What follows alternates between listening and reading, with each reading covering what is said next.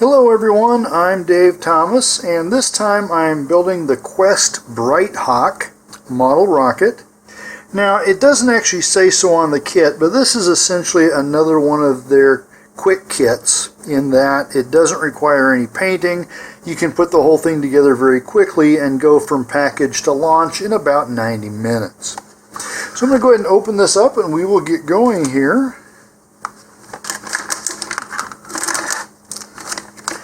Alright, so the first thing we want to do is find the instructions, and that will have our parts list on it. It seems to be buried down there fairly well. This is a little bit bigger than most of their quick kits, but it's still pretty simple to put together. And if you've ever built the Quest Starhawk, this is basically an upscale version of it. Alright. So inside the instructions we have the parachute kit and the decals here. Alright, so we have our main body tube. In the little small parts package here we've got the engine clip,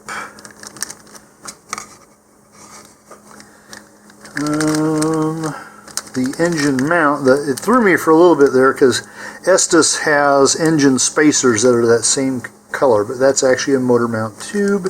We've got centering rings and an engine block and a elastic and a Kevlar shock cord all in there.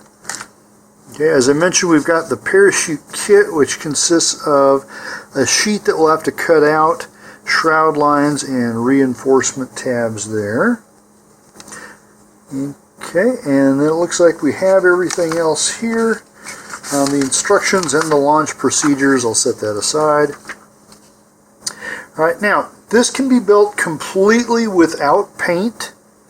If you do wish to paint it, though, what I would recommend is that you paint the tube before you put the rocket kit together. And just one thing here, this is going to go onto the tube like this, is mask off everything that would be where the fin assembly goes, so that we still have unpainted cardboard there, which makes the glue attach easier. Okay, I'm going to just go with the white finish on the tube here, which is how it shows on the packaging. Okay, so according to our instructions here, we're going to start with our motor mount. Alright, so we'll take the tube out of there. Alright, and then we're going to need all those as well. Alright, on the motor mount tube, the forward end has a little notch cut into, or a little slit cut into it there. That's going to be for our retention clip. We also need to make two marks here at 1/2 inch from each end. Okay, so I'll just get my pencil here and mark one there, and then 1/2 inch from the other end will be right there. Okay, and that's eventually where our centering rings are going to go. Alright, now they want us to put a little bit of a bend in our motor mount clip here. Okay, so it looks about like that. And then this is going to go in here. So the just right angle bend there, that's going to pop into that little slot there. And then we're going to put a piece of tape around this. Let's see here. They don't tell what kind of tape, so you can use masking tape or cellophane tape, whatever. I'm going to use a little bit of green masking tape, and basically we want this to go right in the middle so we don't interfere with our centering rings. Alright. Now once the centering rings are in place, this becomes a little bit superfluous. So we've got that part done. Going to the next page, we're going to assemble the shock cord. So we've got the yellow Kevlar string. And okay, so here we're going to make basically a little slip knot here. Okay, so it's not even that, it's just two overhand knots, a double knot. So we're just going to tie this onto the motor mount, and it's going to be below the forward centering ring when we get all this done. Okay. So first we're going to put the aft centering ring on, and it doesn't matter really which side you do it. I'm going to have the white side facing aft since we'll actually see that. Okay, and so first I'm just going to dry fit this on. If you're having trouble with it, you just take your thumbnail here and just kind of chamfer around that and just kind of squash the edge back, and that usually does it enough and we can get that on.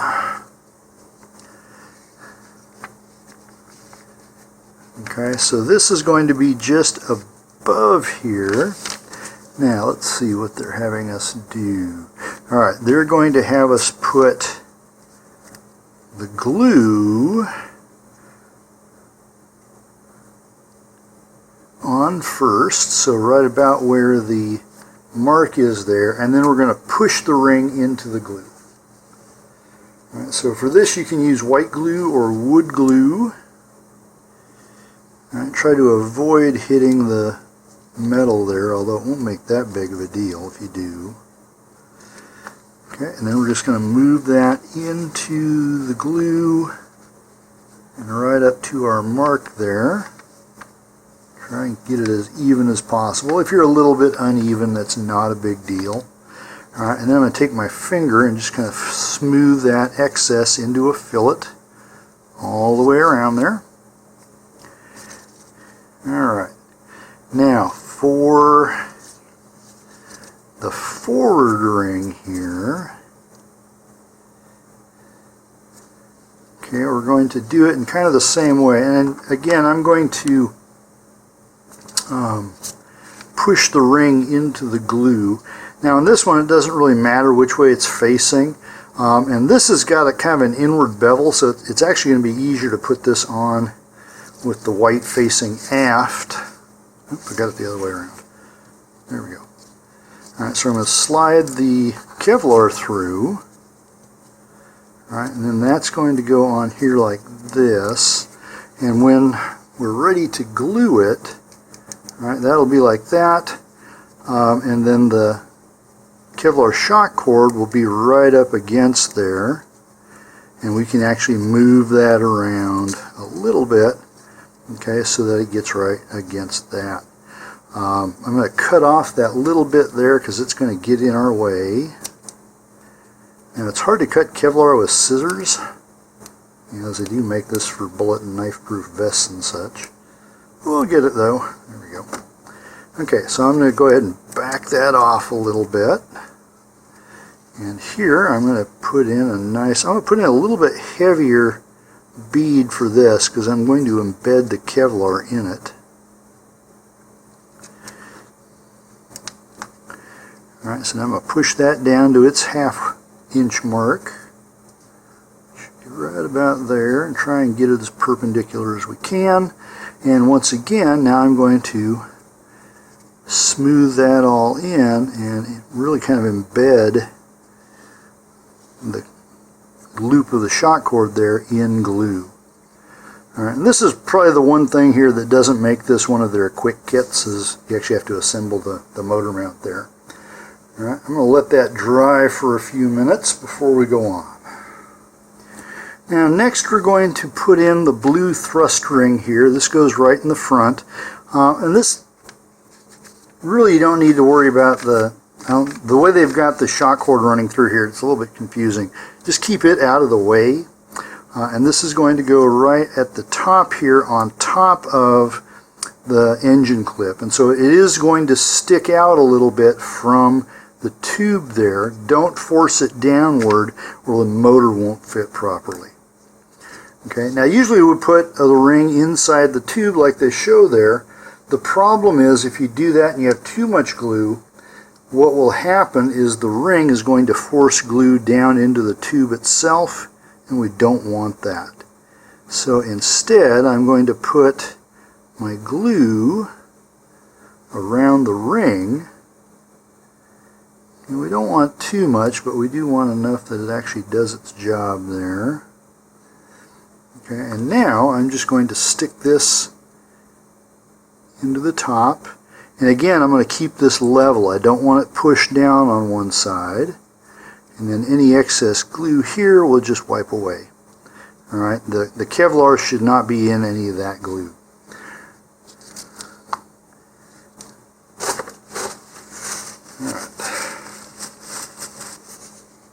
On the other end now, we can attach the elastic shock cord to the Kevlar, and this will be done by simply lining these two up, giving a fair amount of room there and tying a single overhand knot. And then what we want is about 1 inch or 2.5 centimeters of free end out here. And then we're going to cinch everything down, and it's going to try and do it weirdly because one side stretches and the other doesn't. And then just as a little added insurance here, I'm going to put a little bit of wood glue. You can also use white glue here, right on that knot so it doesn't come undone. Do not use plastic cement or super glue on the elastic there. And that's a little bit longer than what I really need it, so I could either leave it alone or cut it. I'm just going to cut it back a little bit there, just so it's a little less likely to get caught on things. Alright, so now that whole thing needs to dry before we stick it up into the body tube, which is what they're showing next. While we wait for the motor mount to dry, we'll go ahead and assemble the parachute here. So the first thing is just grab the parachute sheet, right, and lay that out, and we'll just put the reinforcements and the shroud lines aside for the moment. And then using either your hobby knife or a pair of scissors, simply cut this out along the dotted line.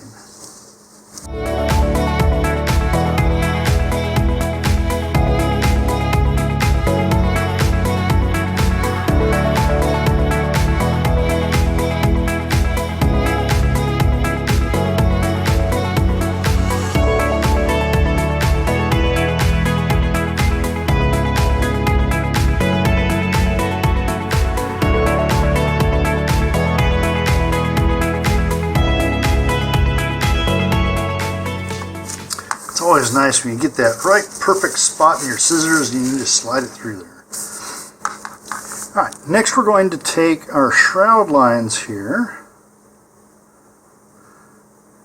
and just unfold these and get them lengthened out, and we're going to set those aside for one more moment. And next we're going to add these little self-adhesive tabs. Now we don't want the middles of these, so you can just kind of poke those out as you pull these off. And then these will go onto the parachute like this, and we'll just do that for every corner on here.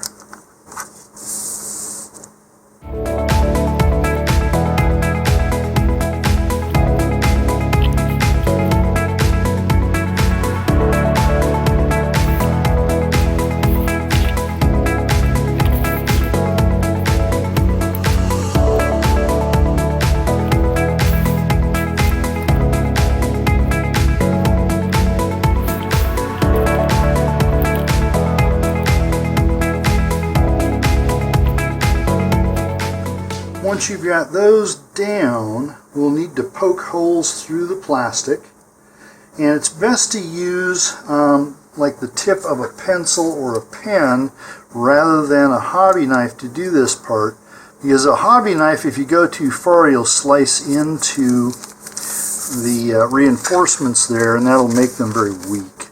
So just go ahead and bluntly poke through each one.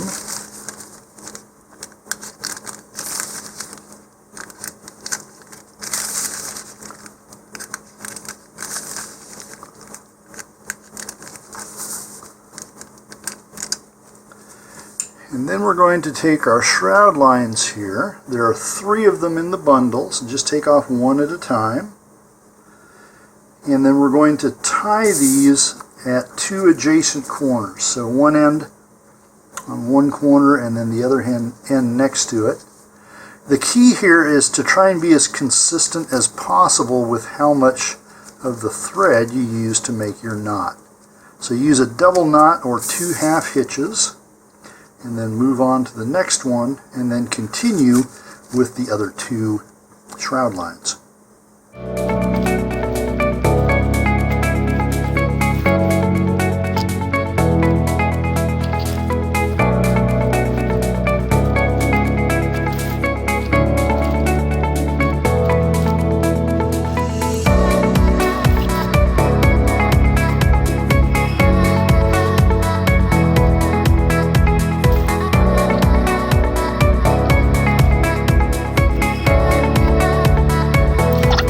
Now, according to the instructions, we tie the parachute directly to the nose cone. And check your nose cone. So this has been cleaned out, but sometimes you'll have what's called flash. It's just a little plastic left over from the manufacturing process. If that's covering this eyelet, just gently cut it out of there. There's a little bit of remnants I'll just clean out. Okay. Now, if you want to tie this directly to the nose cone, what you'll do is take each of the shroud lines here and loop them over a finger of your dominant hand. And then you're going to take your other hand and grab the middle of the parachute sheet and then let these slide back and forth until you get a point where all of those corners there are in roughly the same spot. Okay, and then gather those loops down, stick those through the nose cone. Sometimes it takes more gathering.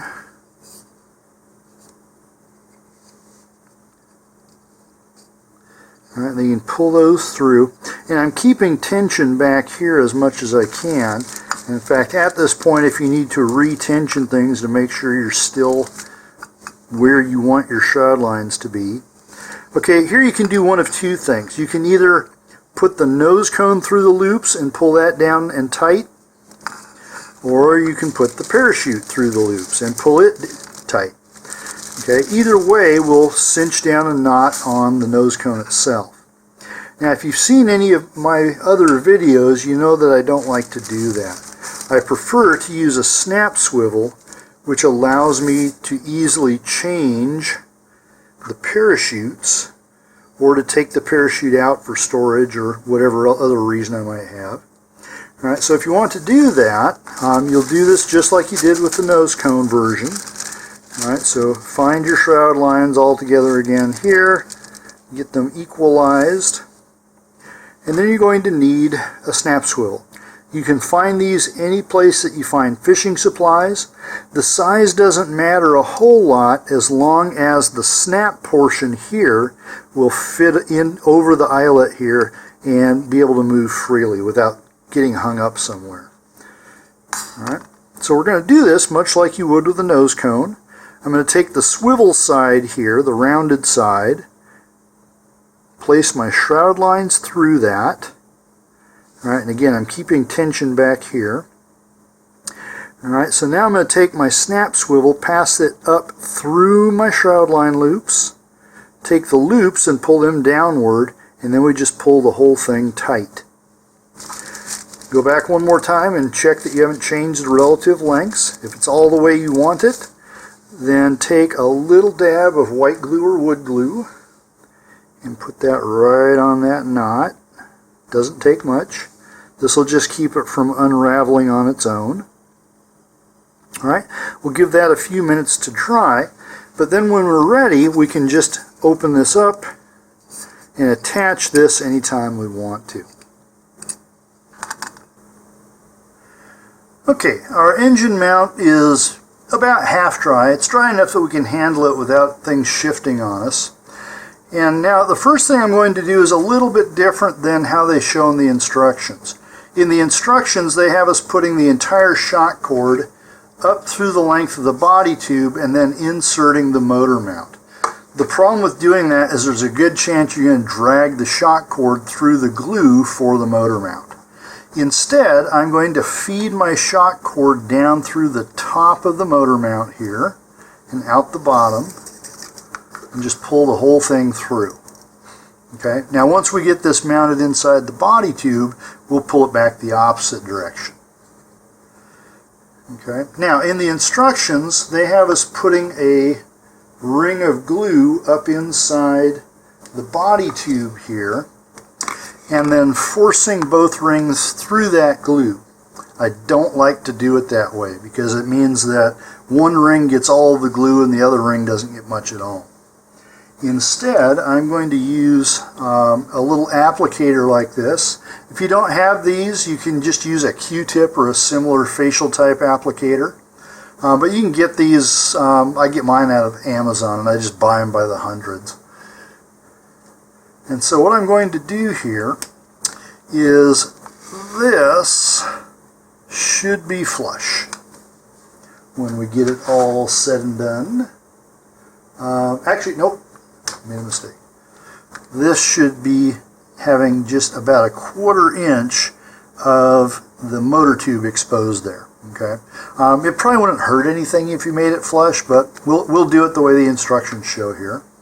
So what I'm going to do then is I'm going to take my applicator here, and with this in its position like the instructions show, okay, I'm going to put the end here on that forward ring in my thumbnail right below it here. And so that'll act as a gauge for me. And now I'm going to just open up my glue for a moment.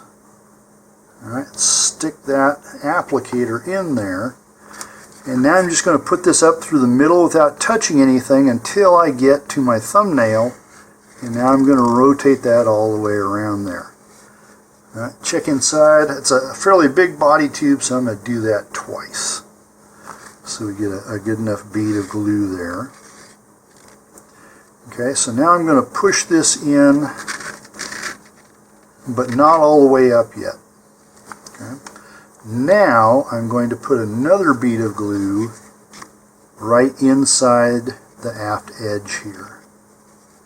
And I can just bend the motor mount out of the way to do that if I need to.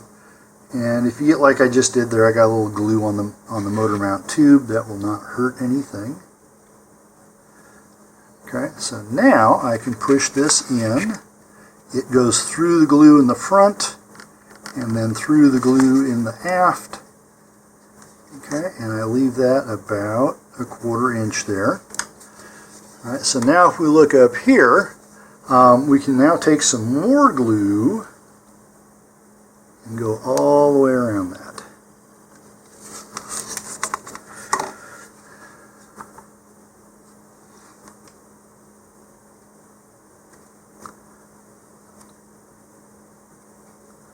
Actually, I think I need the squirter application for this one. Is that just not quite getting the corner there? Alright, so we will go ahead. Oh, one thing before I put that glue in there. Is now I can put my shock cord back up through it as soon as I clear the engine block. There we go.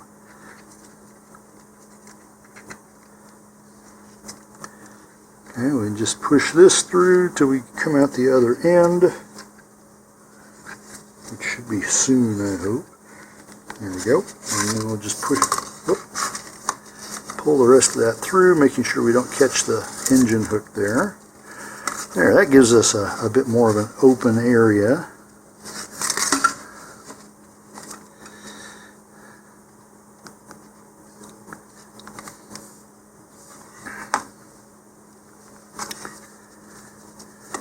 Now the hard part is getting the glue on and keeping it so you can see it in the video there.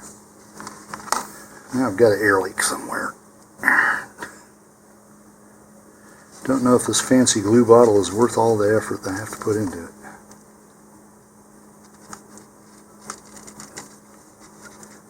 that's too much.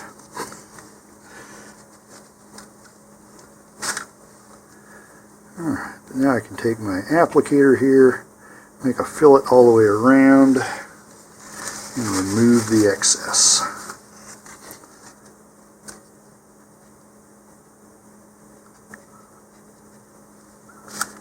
I don't know how that one got up there. We'll just smooth it around and around.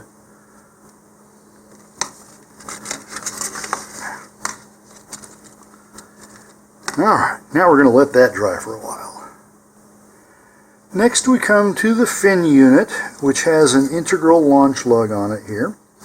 Now this is a little bit different. So normally you would think it would go on like this, but in this model, there's actually this area here below the fins is going to be flush with the body tube. And so the idea here is this just fits over. The problem is, okay, here's the problem.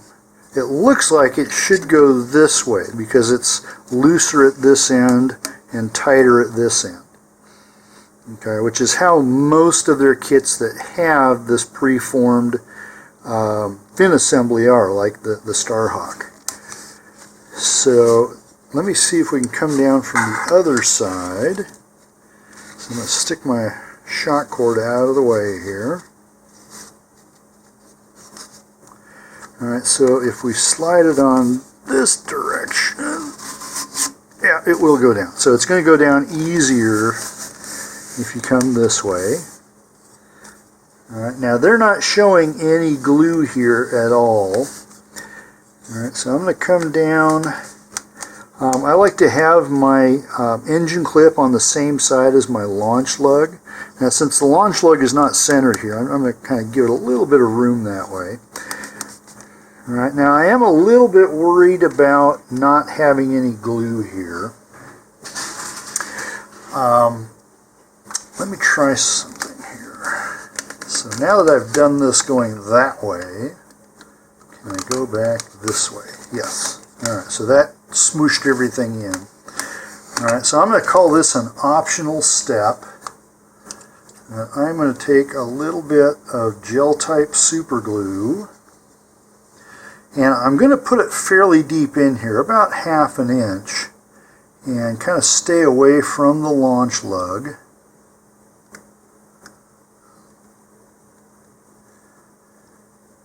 I don't want this to interfere with getting the assembly onto the tube, and I don't want glue squirting out. Okay, so I'm going to take this now, not in the glue yet, just to get it on there. Okay, and now I'm going to check where my launch lug is in relation to my engine clip there. So I'm just looking down this. I can't get it under the camera. All right, now I'm going to push this forward. All right, and then make that flush right there. Oop, I caught a little bit. Okay, but that should give us a nice strong hold there, and you can't see the glue. All right, our last thing to do then is to tie all this together.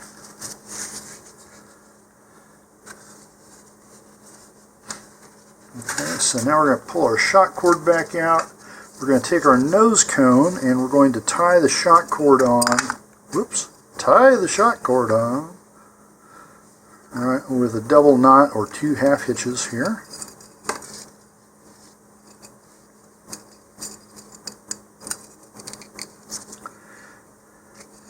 Okay, and the free end here, go ahead and cut that back to about 5 to 6 millimeters, or about 1/4 inch. And that just lessens the possibility that it gets caught up here between the shoulder and the body tube. Alright, then we take our parachute. Oh, before I take the parachute, I'm going to put just another little dot of glue on this. Again, using white glue or wood glue, just to make sure that does not unravel on us. Alright, then we can take our parachute, if you've not tied it onto the nose cone already. Alright, we're going to open up the snap swivel if you used it, and just clip that in there. Okay, now if you are prepping this for launch, you'll probably want 5 to 6 sheets of recovery wadding loosely crumpled up and stuffed down below there. If you're just putting this aside to display, then don't worry about the recovery wadding for now. We can fold up the parachute. You can ask 10 Rocketeers how to do this. You'll get 10 answers. My current favorite way is to first fold the parachute in half so that all of the corners are overlapping their opposite number here. All right, so we've got 2 corners there, 2 corners there, 2 corners down below here. I don't know if you can see that. All right, and then we're going to fold one set of side corners down into the middle, like this. All right, kind of smooth that out, and then do the same thing with the other side, so that now all of our corners are lined up on top of each other. All right, find about the midpoint of your shroud lines and bring those in a loop up into the parachute like this. If you have the snap swivel, it should be hanging out just outside the parachute. If you tied this directly on, leave yourself about 1 inch of shroud lines down here. All right, now we're going to fold one side over the shroud lines and then the other, so that now we've got a long spike. Take the tip of your spike, fold that down on top of the corners, and then you can just fold the parachute over on itself to make a kind of cylinder like this. If you want, you can use some talcum powder on this, so while you have it unfolded, just sprinkle a little talcum on there. And especially during colder weather, that will help your parachute open more readily. All right. It also helps during hot weather, or if you partially burn your parachute. Hot weather, usually it's not a big problem. All right, then we're just going to slide this all in. Okay, and everything should go in very easily at this point. If you're feeling a lot of resistance, something is caught where it shouldn't be. And so you want to pull that out and try again. All right, now I can tell already that this is a very loose nose cone, but normally we do a shake test, and if your nose cone shakes out, it's too loose. Well, mine didn't, I didn't even have to shake mine. Okay, and this simply means that the nose cone shoulder is just a little bit narrower than the body tube inner diameter, and we can fix this readily simply by using some masking tape here. So we want to put the masking tape on the shoulder toward the front of the nose cone there, so right up above or right below that transition there. And I start usually with like half a circumference. That's about 2/3 of a circumference there. The idea here is you're just building up the circumference so it fits better. That's still too loose, so I can add more to it. Now, these characteristics will change with humidity and temperature, so you want to check it every time before you launch. All right, so I'm going to try that now. All right, one more time, do a shake test, and it's staying in there. That's what we want. So it shouldn't shake loose on its own, but it should pull out with just a little bit of tension.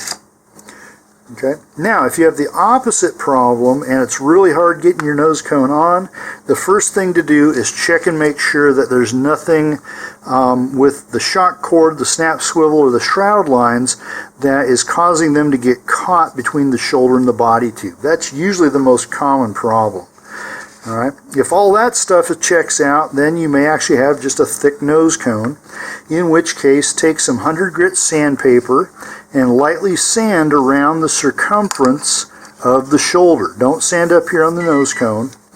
And then try to put it back in. If it's still too thick, do it again, but just take off a little at a time. If you take off too much, then you have to start building it up with masking tape again. All right, structurally this is ready.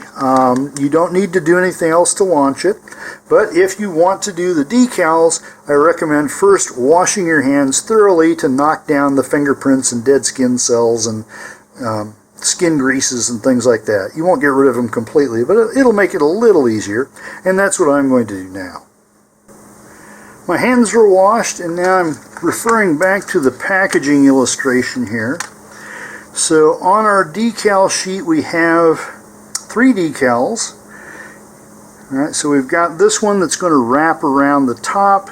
The Bright Hawk goes more or less across the middle, and then the Quest one can go wherever you want to. I'll probably put it on a fin down here or something. Alright, and I'm going to go ahead and do this the way they've got it illustrated. You don't have to. You can put this wrap any place you want to. If you wanted to put it down here, you could. Okay. Now you do have to be fairly certain that you've got these where you want them, because if they're in good condition, they're not going to lift off easily without taking up the finish of the cardboard there. Alright, I'm going to start this on the same side as my launch lug, so that if I make a mistake in lining them up, you won't see it on the launch pad. Alright, so now I'm just going to use the edge of my body tube here as a guide.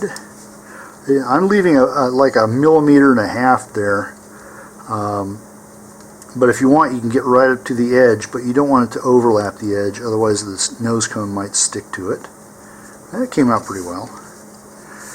Okay, and then coming back to the opposite side of my launch lug, got my Bright Hawk decal here. Right, now this one I'm just going to lay down gently first to make sure I've got it reasonably straight, and I seem to. So now I'll go ahead and squash that one down. And these are paper backed, so if you do have problems with them coming back up later or just not sticking, you could use white glue or wood glue to glue those down. Alright, then I'm going to take my Quest sticker here. I think I'm just going to put this, won't quite fit on the fin. Well, I guess I'm going to put it down here by the fin assembly. Like that.